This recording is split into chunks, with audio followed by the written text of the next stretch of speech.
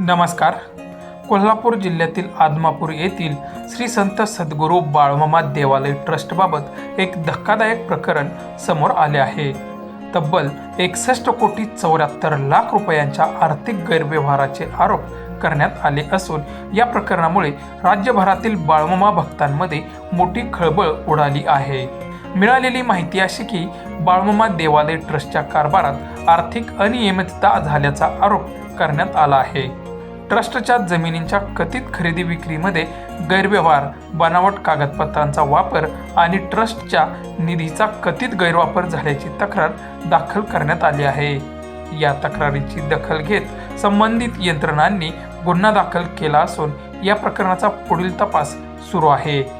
या प्रकरणात नेमके कोण जबाबदार आहेत, गैरव्यवहार कसा झाला आणि त्यामागे कोणाचा सहभाग आहे याचा तपास पुढे केला जाणार आहे. या घडामोडीनंतर बाळमामांचे लाखो भक्त चिंतेत असून सत्य लवकरात लवकर समोर यावे आणि दोषींवर कठोर कारवाई व्हावी अशी मागणी भाविकांकडून केली जात आहे. दरम्यान हे आरोप असून प्रकरणाचा तपास अद्याप सुरू आहे. अंतिम सत्य तपास पूर्ण झाल्यानंतरच स्पष्ट होईल.